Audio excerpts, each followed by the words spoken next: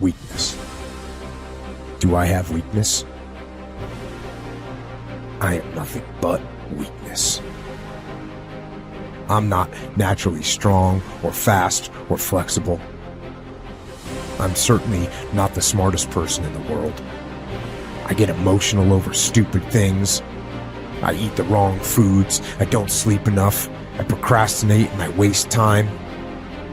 I care too much about meaningless things and not enough about important things.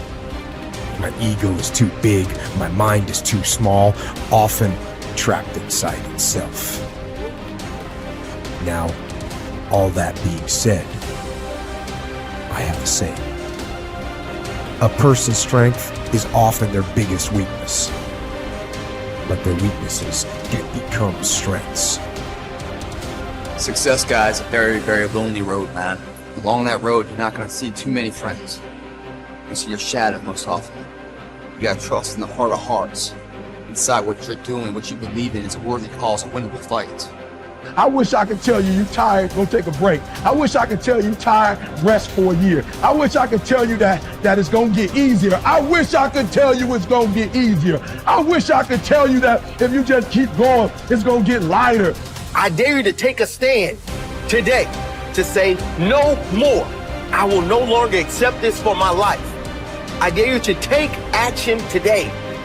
I dare you to write your goals down and get someone to hold you accountable. I dare you to hold yourself accountable. I dare you to give up everything that is keeping you from your dream, to say no to all the negative influences. I dare you to pick up a book instead of a drink. I dare you to work harder than you think you did yesterday. I dare you to prove them wrong. I dare you to prove yourself right. I dare you to stand up as a man or as a strong woman, as whoever you are, and declare that you are going to claim a bigger and better life for yourself. When you get to the point where enough is enough, when you get to the point where it hurt real bad, when you get to the point when it's over, when they're tired, when they're frustrated, when they're ready to give up, when they spent their last dime, that's when they get started. But what you cannot do is you cannot quit during the process. You cannot give up because it ain't what you see. You cannot give up. Pain is there to make you better. Without struggle, there can be no victory. And let me tell you, when you've been through pain, when you've fought for where you are, you ain't gonna let anyone take away what you got. When you've earned it and paid your dues and suffered and failed, been hurt and been down, and you get back up, when pain and struggle comes to face you again, you look it in the face and stand it down. Because you've been through too much. You're too strong now. Everything that has happened to you up until this point has made you who you are. And it will continue to mold you into who you will be. How do you overcome the suffering of life? Is be a better person. That's how you do it. Well, that's hard. It takes responsibility. And I think, if you said to someone, you want to have a meaningful life? Everything you do matters. That's the definition of a meaningful life. But everything you do matters. You're going to have to carry that with you. Or do you want to just forget about the whole meaning thing and then you don't have any responsibility because who the hell cares? And you can wander through life doing whatever you want, gratifying impulsive desires for how useful that's going to be. And you're stuck in meaninglessness, but you don't have any responsibility. Which one do you want? Well, ask yourself, which one are you pursuing? And you'll find very rapidly that it isn't the majority of your soul that's pursuing the whole meaning thing, because, well, look what you have to do that. You have to take on the fact that life is suffering. You have to put yourself together in the face of that. It starts with yourself, man. You gotta start diving into those things that you're afraid of.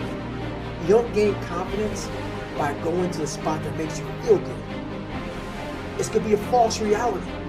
And the second life gives you that challenge, all you want to do is go back to what made you confidence, or what gave you confidence, is that happy spot. Now, what gives you confidence, what gave me confidence, was spending years at a kitchen table trying to learn how to read and write on my own, realizing I can't learn the way you learn.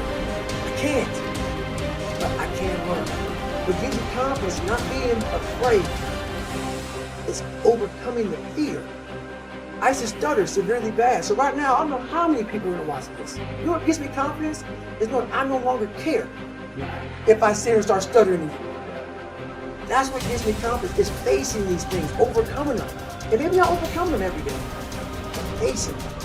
And facing and facing. Pretty soon like this, oh man, this is where it's at. It's not in that comfort zone. It's in the discomfort zone is where my confidence is getting built. That's where it's getting built. But people want they want an easier answer. There has to be an easier way. It's not. I'm sorry. I searched for it my entire life. I did. I lied. I did everything. And I still felt empty. I walk around with a backpack with all my stuff in it, with no car. And I walk around happiest person in the world. Have nothing. Happy as hell. It's because I found out the whole key to life. It's not in all that. Have to face yourself. So many people live to be 100 years old and they die miserable, having everything, because they never examine. I call it my live autopsy. You never examine this. Happiness, peace, enlightenment, it's all up here, man. It's all up here. And when I start talking like this, people are, man, I don't know. It's the truth, man.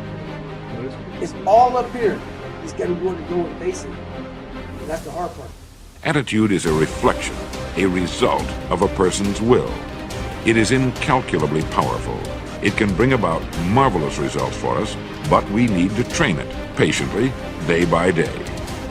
Now let's talk about the attitudes of people who are successful. The top 5% of the people who go sailing through life from one success to another and who, even when they fail at something, shrug it off and head right out again. No matter who the person is or what he does, men and women in sales, business executives, people in all the professions, wives and mothers, students, top people in the armed forces, public servants, men and women in the service of religion, working men and women in all fields of endeavor, wherever you find a person doing an outstanding job and getting outstanding results, you will find a person with the right kind of attitude. These people take the attitude toward themselves that they can accomplish what they set out to accomplish, that there's no good reason on earth why they can't be competent, successful. They have a healthy attitude toward themselves and, as a result, toward life and the things they want to accomplish.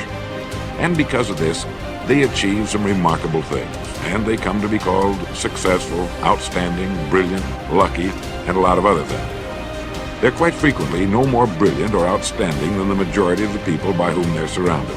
But they did develop the right attitude, and they found their accomplishments not too difficult, and many times surprisingly easy, simply because it seems that so few are really trying, really believe in themselves.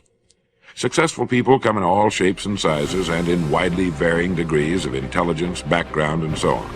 But they all have one thing in common. They expect more good out of life than bad. They expect to succeed more than they fail. If you want something worthwhile, take the attitude that there are a lot more reasons why you can have it than there are that you cannot, and set out to earn it. Go after it, work at it, ask for it, and 9 times out of 10, you'll get it. Our environment is really a mirror of our mental attitude. If we don't like our environment, we have to change our attitude first.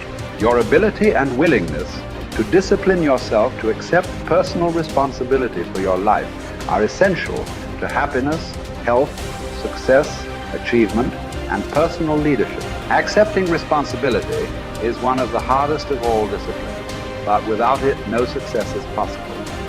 The failure to accept responsibility and the attempt to foist responsibility for things in your life that make you unhappy onto other people, institutions, and situations completely distort cause and effect, undermine your character, weaken your resolve, and diminish your humanity.